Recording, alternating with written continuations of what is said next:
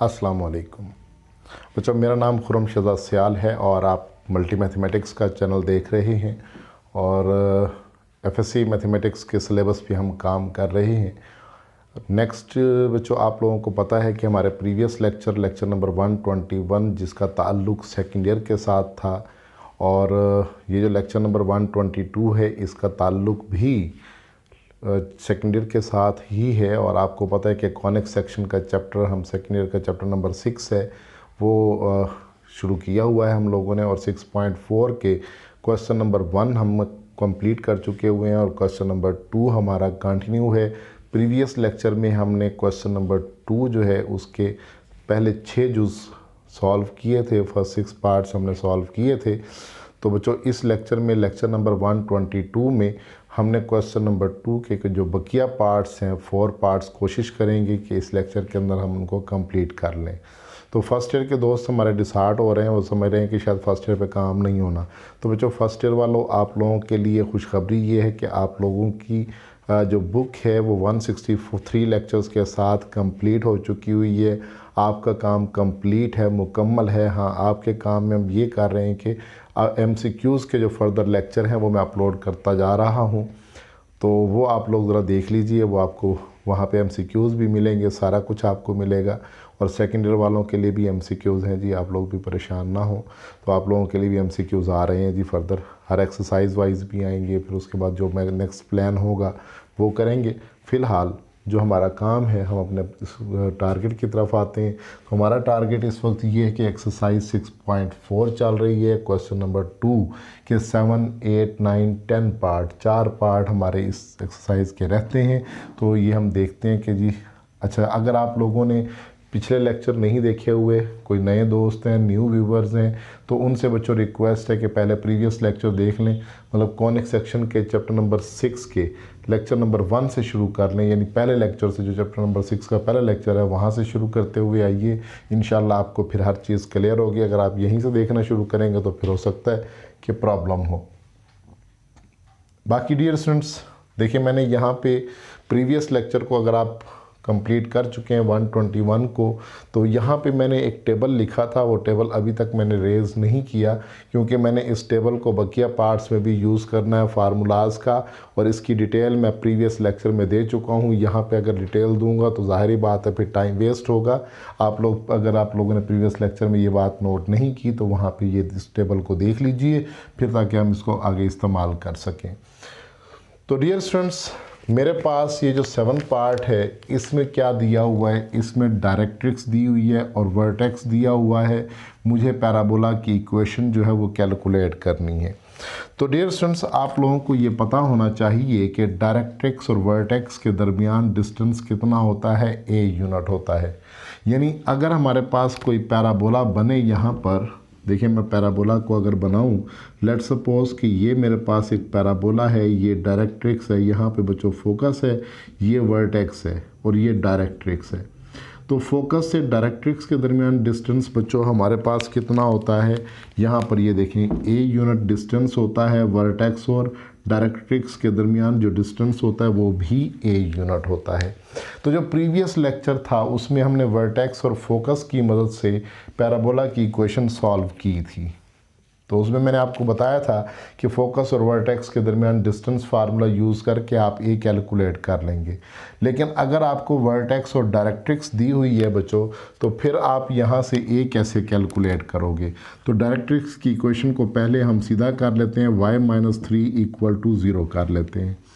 अब बच्चों ये डायरेक्ट्रिक्स की इक्वेशन मेरे पास बन गई है। अब मैं क्या करूँगा, वर्टेक्स का लाइन से डिस्टेंस कैलकुलेट करूँगा, और एक पॉइंट का लाइन से डिस्टेंस लेने का फार्मूला क्या होता है वो आप लोगों ने चैप्टर नंबर 4 में एक्सरसाइज 4.3 के जो आखिरी सवाल हैं 27, 28, 29 उनमें से किसी एक क्वेश्चन में ये बात सीखी हुई है। तो अगर आप लोगों को याद नहीं है तो आप लोग 4.3 का वो लेक्चर देख लीजिए।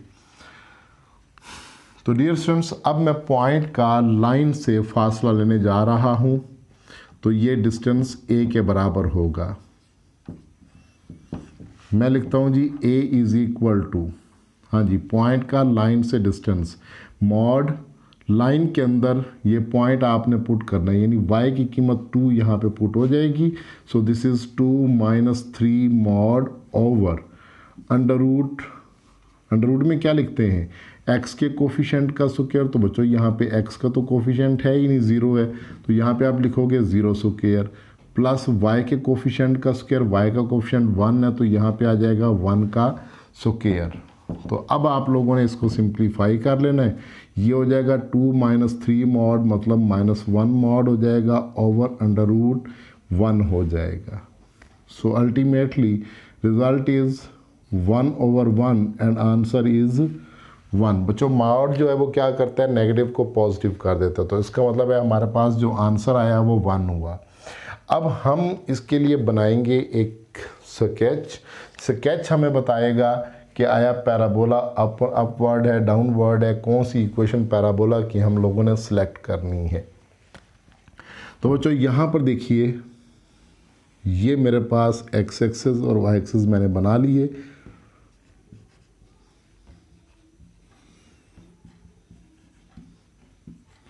जी बच्चों वर्टेक्स है मेरे पास 2,2, तो इसका मतलब है ये x की वैल्यू 1 और 2, ये y की वैल्यू 1 और 2, तो ये पॉइंट मेरे पास बनेगा। इसके जो कोऑर्डिनेट्स हम लिखते हैं वो लिख लेते हैं जनाब 2,2, ये वर्टेक्स मैंने लिख लिया। जी बच्चों अब यहाँ से आगे आप लोगों ने डायरेक्ट्रिक्स बनानी है, तो डायरेक्ट्रिक्स की क्वेश्चन है y इज़ इक्वल टू 3, तो इसका मतलब है फिर y इज़ इक्वल टू 3, तो बच्चों 3 तो फिर यहाँ पे होना है y इज़ इक्वल टू 3, और लाइन क्या बनेगी इसकी, ये देखें ये यहाँ पे हमारे पास इसकी हॉरिजॉन्टल लाइन जो है ये y इज़ इक्वल टू 3 की लाइन बनेगी। हाँ जी, अब ये डायरेक्ट्रिक्स बन चुकी और ये मेरे पास वर्टेक्स बन चुका। तो डेफिनेटली अब पैराबोला डायरेक्ट्रिक्स की डायरेक्शन में तो नहीं होता, पैराबोला तो होता है फोकस की डायरेक्शन में। अब वर्टेक्स होता दरमियान में, तो फोकस फिर ज़ाहिरी बात है यहाँ कहीं नीचे की जानिब होगा, तो अब इसका जो पैराबोला बनेगा वो नीचे की जानिब बनेगा, ये फोकस की जानिब, ओपन उसका फोकस की तरफ चला जाएगा, क्योंकि अगर डायरेक्ट्रिक्स वर्टेक्स से ऊपर है तो फोकस फिर नीचे होगा, फिर नीचे फोकस की तरफ ओपन उसका करेंगे तो ये पैराबोला हमारा बन जाएगा। अब पैराबोला का ओपन बच्चों डाउनवर्ड हो गया, और डाउनवर्ड के लिए हमारे पास ये पैराबोला की जो इक्वेशन है ये सिलेक्ट होगी। ये मैंने आपको बताया था प्रीवियस लेक्चर में कि वैसे डाउन पैराबोला जो है जिसमें ओपन डाउनवर्ड होगा तो उसकी इक्वेशन ये है, लेकिन उस वक्त जब वर्टेक्स 0 0 पर हो। अगर वर्टेक्स शिफ्ट होकर h, k पर चला जाता है तो फिर हमारे पास इक्वेशन इस तरह से लिखी जाएगी। तो अब बच्चों ये जो पॉइंट वर्टेक्स का मुझे दिया हुआ है ये h और k गिवन है, a मैंने कैलकुलेट कर लिया हुआ है, जस्ट मैंने लिखना है we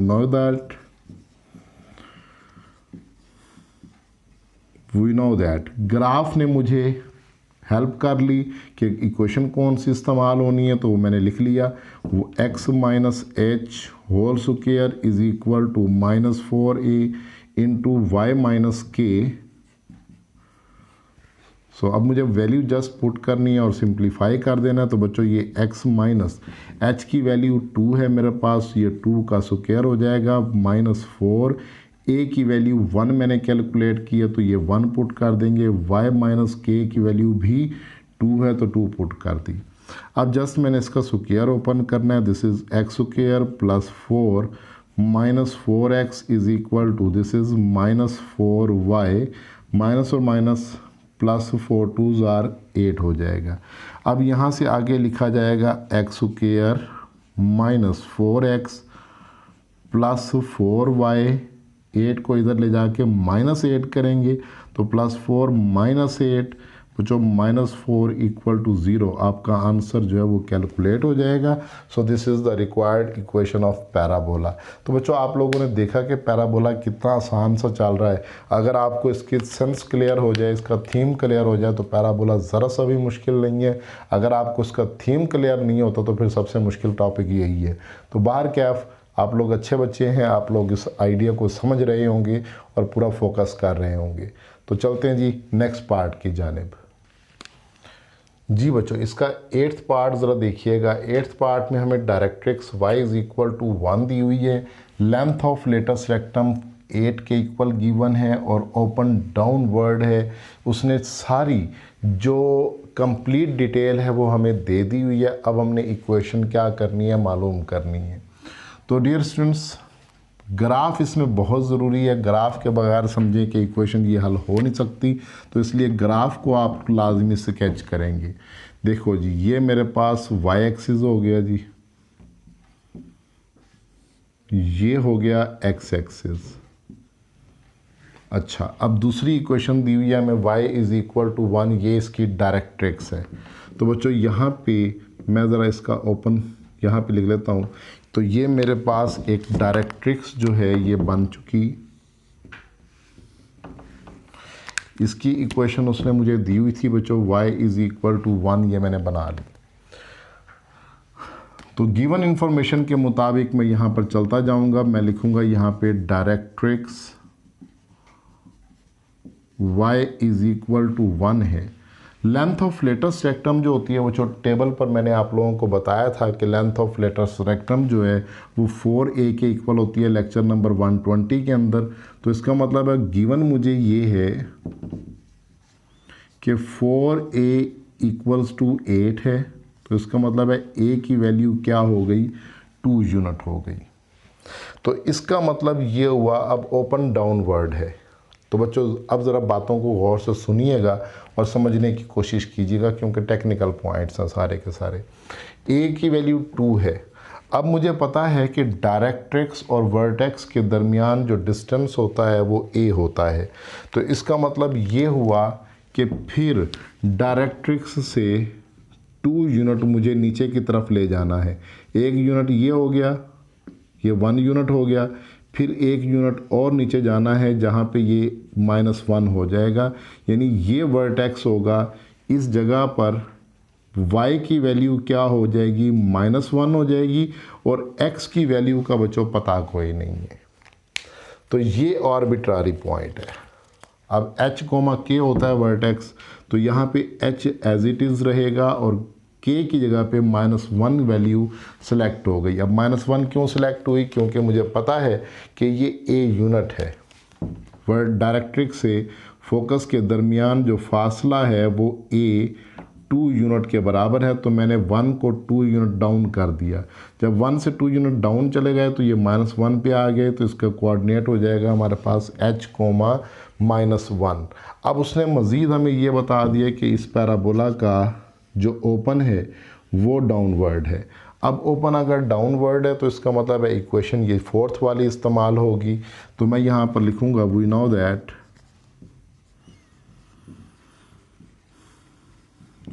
that x minus h whole square is equal to 4a into y minus k, और ये चूँकि डाउनवर्ड है तो इसलिए माइनस यूज़ करेंगे साथ। अच्छा बच्चों, अब मैंने यहाँ पे क्या करना है, मैंने लिखना है जी x minus h whole square. तो बच्चों यहाँ पे ये जो h है ना, ये आपका आर्बिट्रारी है। हमें नहीं मालूम कि ये h क्या है। h के लिए उसने हमें ये कंडीशन नहीं बताई हुई कि पैराबोला का जो वर्टेक्स है वो इस लाइन पर किस जगह पर वाक़ है। तो चूँकि हमें वो कंडीशन नहीं मालूम, इसलिए h हम मालूम करने से कासिर हैं। तो अगर आप पीछे आंसर देखें तो उसमें भी h शामिल होगा और उसने लिखा हुआ होगा h इज़ आर्बिट्रारी कांस्टेंट। तो यहाँ से आगे आप लिखेंगे -4a की जगह पर आप वैल्यू 2 पुट कर देंगे। y माइनस के की वैल्यू हमारे पास यहाँ पे -1 है, सो दिस इज़ -1, ये पुट हो जाएगा। आप स्क्वायर ओपन करेंगे तो ये हो जाएगा x square plus h square minus 2hx is equal to -8y। ये माइनस और माइनस प्लस हो रहा है, तो -8 जब +1 से मल्टीप्लाई होगा दिस इज़ -8।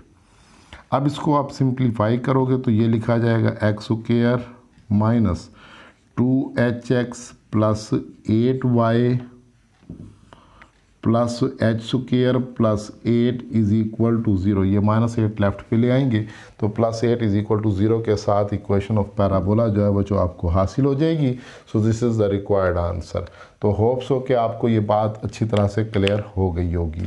तो जैसे कि मैंने पहले कहा कि डायग्राम के बगैर ये क्वेश्चन 2 जो है वो सॉल्व नहीं होता। तो क्वेश्चन 2 के अंदर ये डायग्राम्स का और ये 4 इक्वेशंस जो मैंने इजाफी लिखी थी लेक्चर नंबर 121 में, जिसमें मैंने बताया था कि वर्टेक्स अगर 0 0 से हट कर h, k पर चला जाए तो ये 4 इक्वेशंस हम फॉलो करेंगे। तो आप लोगों ने उसी चीज़ को देखते जाना है। इसके बाद देखते हैं जी बच्चों हम इसका 9th पार्ट के 9th पार्ट में क्या लिखा हुआ है। जी बच्चों ये हमारे पास इसका 9th पार्ट है और थोड़ा सा टेक्निकल पार्ट है। देखो इसमें लिखा हुआ है कि एक्सिस हमारे पास क्या है, y = 0 है और थ्रू द पॉइंट 2, 1 एंड 11, -2 इसमें से गुजर रहा है।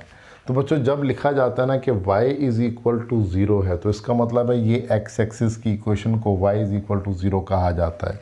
तो ये तो बात अब डिसाइड हो गई कि ओपन पैराबोला का या लेफ़्ट वर्ड हो सकता है या राइट वर्ड हो सकता है।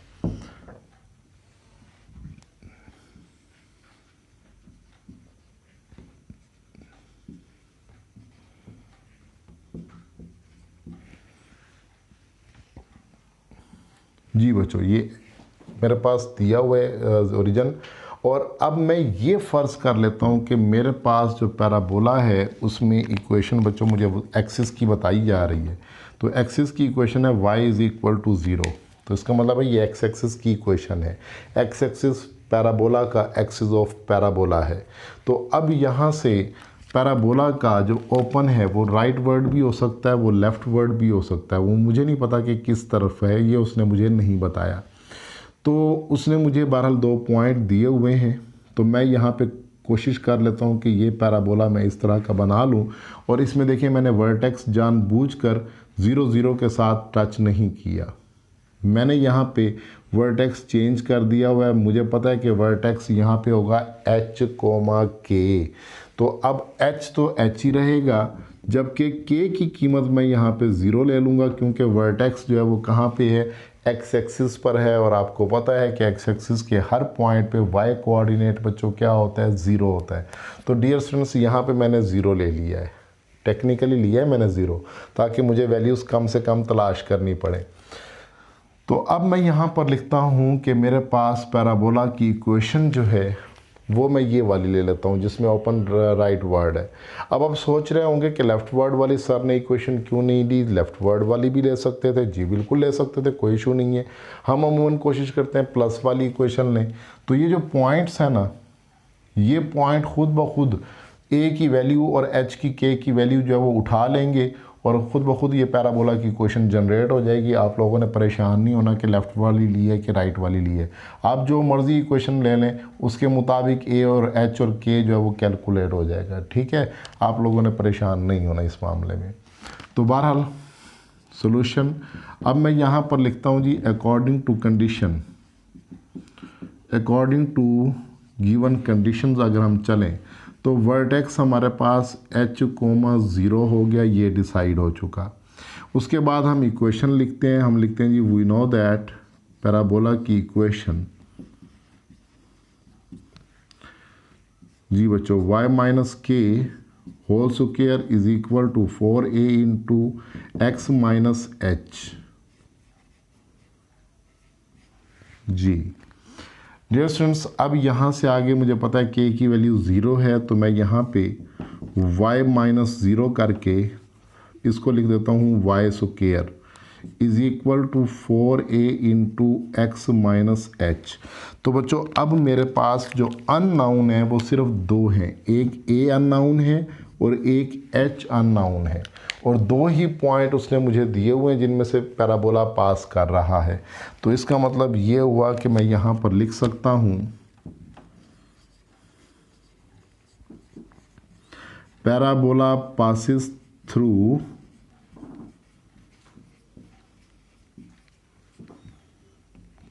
2,1। तो इसका मतलब है पॉइंट 2,1 इस इक्वेशन को बच्चों सेटिस्फाई करने जा रहा है। यानी y की जगह मैं 1 और x की जगह 2 पुट करने जा रहा हूँ। तो ये हो जाएगा 1 square is equal to 4a into 2 minus h. तो मैं इसको लिखूँगा 1 is equal to 8a, 4 2 tsar 8, 8a, और बच्चों यहाँ पे हो जाएगा -4ah इम्प्लाइज दैट, मैं इसमें से थोड़ा सा टेक्निकली इसको लिख लेता हूँ, 4ah is equal to 8a minus 1। इसको मैं नाम दे देता हूँ बच्चों इक्वेशन नंबर 1 का। देखा आप लोगों ने क्या किया, मैंने -4a को इधर ले गया, 1 को इधर ले गया, तो ये इक्वेशन 1 बना ली। अब मैं दोबारा लिखता हूँ कि पैराबोला जो है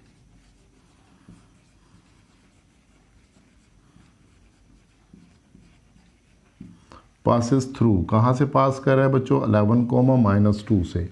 तो 11 कोमा -2, फिर इस इक्वेशन को, इसको अगर हम अल्फ़ा इक्वेशन कह दें तो अल्फ़ा को सेटिस्फाई करेगा। तो इसका मतलब है ये बन जाएगा हमारे पास -2 square is equal to 4a, x की जगह पुट हो जाएगा बच्चों 11 माइनस h। सो इसको फिर सिंप्लीफाई करते हैं, this is 4 is equal to 44a minus 4ah implies that, यहाँ से भी 4ah को मैं इधर ले आता हूँ, 4ah is equal to 44a minus 4। इसको बच्चों हम नाम दे देते हैं इक्वेशन नंबर 2 का। अब हम दोनों को आपस में कंपेयर करते हैं, हम करते हैं जी बाय 1 एंड 2, 1 और 2 की मदद से अगर हम इन दोनों को कंपेयर कर लें तो इसका मतलब है कि हमारे पास 8a minus 1 will be equal to 44a minus 4 होगा। तो बच्चों अब बड़ा आसानी से a कैलकुलेट हो रहा है, 4 को इधर ले जाएंगे, 8a को उधर ले जाके माइनस करेंगे तो -1 plus 4 is equal to 44a minus 8a हो जाएगा। So this is 3 is equal to, ये बचेगा मेरे पास 36a। तो डियर स्टूडेंट्स यहाँ पे आ जाते हैं, 36 नीचे जाके डिवाइड होगा, so a will be equal to 3/36 and 1/12। तो बच्चों a की वैल्यू तो कैलकुलेट हो चुकी कि हमारे पास a की वैल्यू क्या है, 1/12 कैलकुलेट हो चुकी। अब आपने a की वैल्यू किसी एक इक्वेशन में 1 में या 2 में जिसमें आपको इजी लगे उसमें पुट करेंगे, h सेलेक्ट हो जाएगा, h कैलकुलेट हो जाएगा। तो मैं कर देता हूँ पुट इन 1, तो 4 इंटू 1/12h, यहाँ पे मैंने a की जगह पुट कर दिया, यहाँ पे पुट करेंगे तो 8 इंटू 1/12 माइनस 1। तो बच्चों ये कैंसिल होगा, h/3 इज इक्वल टू, यहाँ से ये इसका एलसीएम लेंगे तो 8 माइनस 12/12 आ जाएगा। So h/3 will be equal to -4/12। तो बच्चों ये कैलकुलेशन हो तो गई हमारे पास, h किसके इक्वल हो जाएगा, ये इधर जाके मल्टीप्लाई होगा, 12 से 12 कैंसिल हुआ, h की वैल्यू कैलकुलेट हो गई हमारे पास -1। तो अब आपने लिखना है जी अल्फ़ा बिकम्स, जी बच्चों अल्फ़ा बिकम्स, फाइनली हम ये अपना आंसर तक पहुंच चुके। Alpha becomes y² is equal to 4 into a की जगह पे 1/12 इंटू x माइनस h की जगह पे -1 पुट करेंगे तो +1 वैल्यू पुट हो जाएगी। अब आप लोगों ने इसको कर देना है मुख्तसर, और बच्चों इसको हल कर लेंगे तो आपके पास आंसर आ जाएगा। ये 4 से 12 कैंसिल होगा, 1/3, 3 को इधर मल्टीप्लाई कर देंगे, 3y² इक्वल टू x + 1 होगा, x को इधर ले आएंगे, 1 को इधर ले आएंगे, तो आपके पास इक्वेशन ऑफ पैराबोला जो है वो हासिल हो जाएगी। बहरहाल मैं यहाँ पे लिख देता हूँ ताकि आप लोगों को तसल्ली रहे कि सर ने पूरा कर दिया है। तो 3y² और -x - 1 इक्वल टू 0 बच्चों इसका आंसर आएगा। ठीक हो गया। तो ये आपका इम्पोर्टेंट क्वेश्चन था, आप लोगों को उम्मीद है कि इसकी समझ अच्छी तरह से आ गई होगी। तो चलते हैं जी नेक्स्ट क्वेश्चन नंबर 2 का जो लास्ट पार्ट है, 10th पार्ट, वो देखते हैं कि उसमें क्या करना है। जी बच्चों, अब मेरे पास देखिएगा ज़रा 10th पार्ट है, टेक्निकल पॉइंट्स हैं, ज़रा नोट कीजिएगा। Axis parallel to y axis, यानी हमारे पास जो पैराबोला का एक्सिस है बच्चों वो वाई एक्सिस के पैरेलल है। तो इसका मतलब है कि पैराबोला का एक्सिस अगर वाई एक्सिस के पैरेलल है तो आई थिंक सो कि यहाँ पे कहीं हो सकता है, इधर भी हो सकता है, वो इधर भी हो सकता है, कहीं पे भी हो सकता है। तो इसका मतलब है एक्सिस अगर पैराबोला का ये है तो पैराबोला का ओपन या तो अपवर्ड हो सकता है या फिर डाउनवर्ड कहीं भी हो सकता है। तो इसका मतलब है अगर पैराबोला का ओपन बच्चों अपवर्ड है या डाउनवर्ड है तो ये मेरे पास दो इक्वेशंस हैं अपवर्ड के लिए और ये दो हैं डाउनवर्ड के लिए। तो मुझे चूँकि जनरल इक्वेशन लेनी है तो ये जनरल इक्वेशन है, जनरल इक्वेशन फर्ज करते हैं। अब मैं यहाँ पर लिखता हूँ जी according to condition, according to given condition, circle की सॉरी पैराबोला की इक्वेशन लिख लेंगे x minus h square is equal to 4a into y minus k.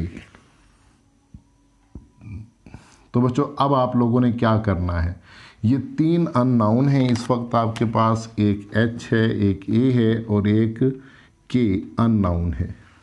और बच्चों तीन ही पॉइंट्स आपको गिवन है तो मैं आपको इक्वेशंस बना देता हूँ, आप लोगों ने इनको खुद साइमल्टेनियसली सॉल्व करना है और h के और a की वैल्यू जो है वो फाइंड करनी है। हम यहाँ पर इनको नाम दे देते हैं जी a पॉइंट, b पॉइंट और c पॉइंट। तो मैं लिखता हूँ जी फॉर a के कोऑर्डिनेट्स हैं 0,3। तो बच्चों x की जगह पे 0 और y की जगह पे 3 पुट कर देंगे तो ये हो जाएगा 0 minus h square is equal to 4a into 3 minus k. तो अब ये बन जाएगा h square is equal to 4 3 are 12a minus 4ak। This is equation 1। इसी तरीके से अब आप बी पॉइंट लेंगे फॉर बी के कोऑर्डिनेट्स हैं जी 3,4। अब x की जगह 3 और y की जगह आपने 4 पुट करना है, 4a इंटू 4 माइनस के। तो बच्चों ये हो जाएगा 9 plus h square minus 6h is equal to 16a minus हो जाएगा 4ak। हाँ जी बच्चों, आप इसको नाम दे देंगे इक्वेशन नंबर 2 का। अब यहाँ से आगे आपने लिखना है जी फॉर सी के लिए हमारे पास पॉइंट्स हैं जी 4,11। तो इसी इक्वेशन में इसको अगर हम अल्फ़ा का नाम दे दें तो अल्फ़ा के अंदर आप 4 और 11 जब पुट करेंगे तो ये हो जाएगा 4 minus h square is equal to 4a into 11 minus k. तो डियर स्टूडेंट्स ये हो जाएगा 16 plus h square minus 8h is equal to 44a minus 4ak। This is equation 3। अच्छा, इन सारी इक्वेशंस में आप ज़रा गौर करें 4ak 4ak 4ak आ रहा है। तो बच्चों आप लोग एक काम करें, इन इक्वेशंस में से पहले 4ak को एलिमिनेट कर देंगे तो आपके पास क्वेश्चन जो है वो सॉल्व करना आसान हो जाएगा। फिर h और a को सॉल्व करके आपने इक्वेशंस बना लेनी है, मतलब 3 इक्वेशंस हैं, साइमल्टेनियसली आप इनको सॉल्व करके h, a और k की वैल्यू फाइंड करेंगे। फिर h, a और k की वैल्यू अल्फ़ा में रिप्लेस करेंगे तो आपको पैराबोला जो है वो हासिल हो जाएगा। वो खुद ब खुद आपने फ़िक्र नहीं करनी कि a की वैल्यू पॉजिटिव होनी चाहिए, नेगेटिव होनी चाहिए, जो भी अपवर्ड या डाउनवर्ड वो खुद ब खुद वैल्यूज़ ऐसी फाइंड हो जाएंगी जो यहाँ पर पुट करते ही आपका पैराबोला जो है वो फाइनलाइज हो जाएगा। तो ये उम्मीद करता हूँ कि आप लोग इक्वेशंस को साइमल्टेनियसली सॉल्व करने के माहिर होंगे। ज़ाहिरी बात है इस वक्त जो बच्चे चैप्टर नंबर 6 कर रहे हैं और कॉनिक सेक्शन के ऊपर वर्क कर रहे हैं और 6.4 तक पहुंच चुके हुए हैं तो वो बच्चे इस काबिल हैं, जी आपकी तारीफ़ हो रही है जनाब, वो बच्चे इस काबिल हैं कि वो साइमल्टेनियस इक्वेशंस को सॉल्व कर सकते हैं। उनको साइमल्टेनियस इक्वेशन सॉल्व करके दिखाने की ज़रूरत नहीं है। तो डियर स्टूडेंट्स ये आप लोगों ने साइमल्टेनियसली खुद सॉल्व करने हैं। एच, के और ए की वैल्यू फाइंड करके अल्फ़ा में रिप्लेस करेंगे तो इक्वेशन ऑफ पैराबोला आपको हासिल हो जाएगा। तो इंशाअल्लाह अब नेक्स्ट लेक्चर के लिए आप लोग वेट करेंगे और चैनल को सब्सक्राइब करेंगे ताकि आपको जैसे ही मैं अगला लेक्चर अपलोड करूं आपको उसके नोटिफिकेशन मौसूल हों।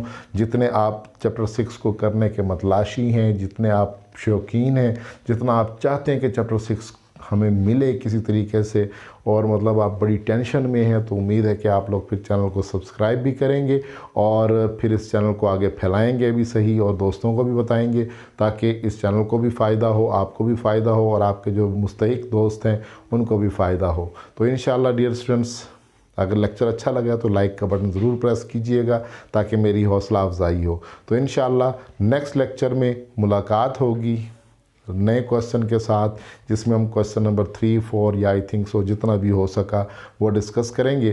तब तक के लिए इजाज़त देंगे। अल्लाह हाफिज़।